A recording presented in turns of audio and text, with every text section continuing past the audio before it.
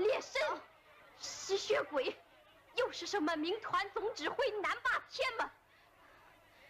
你们都认识我吧？我就是他家的丫头奴才，他就是我的东家老爷。我爹把他家的狗踢了一脚，他就把我爹活活的给打死了。不说就行了。走。共产党的主张要大翻身，天地翻根了，男女平起平坐。我这个当奴才丫头的也有今天。打倒土豪劣绅！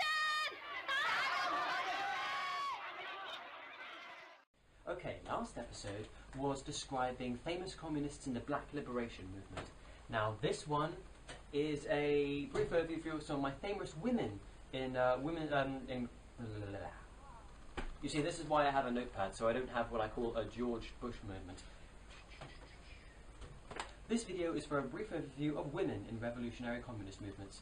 Now, the first one I want to talk about, is called Kim Jong-suk.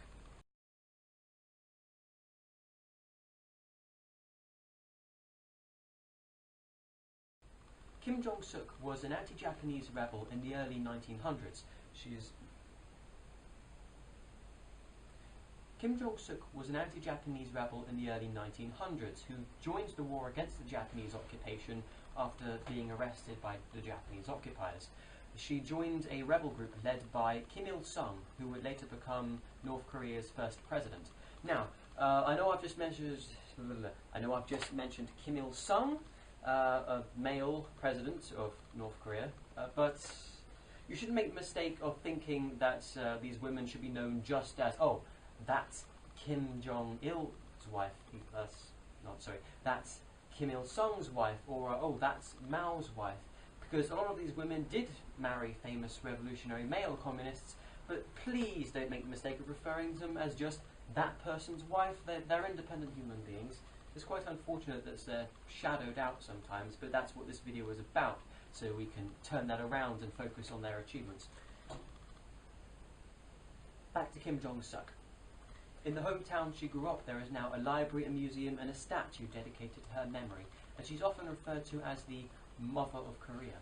In my experience, trying to research Kim Jong-suk is just all cryptic. I can hardly find a thing about her. There are like conflicting reports on how she died or how she lived, where she gave birth to Kim Jong-il. Oh yes, I forgot to mention that. Kim Jong-il's mum, Kim Jong-suk.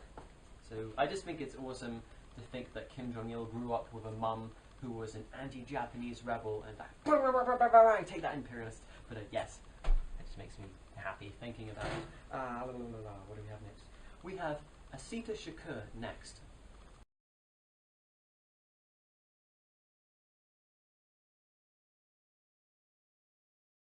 Asita Shakur was once a member of the Black Panther Party, although after being sent to a United States prison camp, she escaped and then fled to Cuba and was granted political asylum by the Cuban authorities.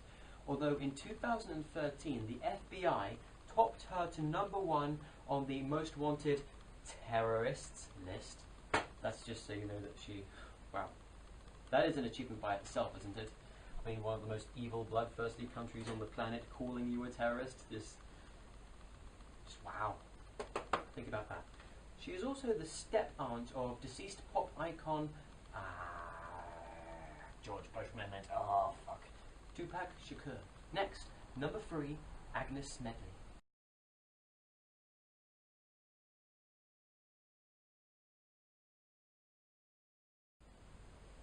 Agnes Medley. She was an American author and journalist. She wrote 6 books. She also wrote the biography for the Chinese general Zhu De. I think that's how you pronounce his name, Zhu De. She also married the Soviet spy Richard Sergei. A little note about China as well.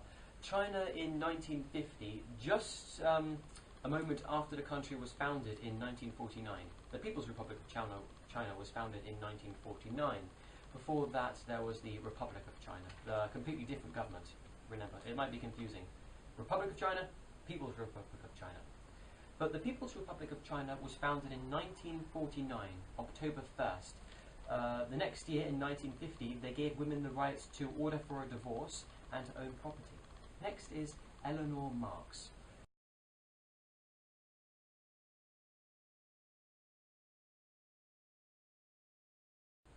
She was the youngest daughter of Karl Marx and would accompany him to socialist conventions around the world sometimes.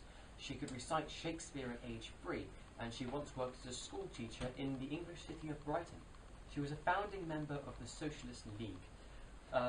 She was cremated after she died. She died from suicide after her husband had apparently been cheating on her with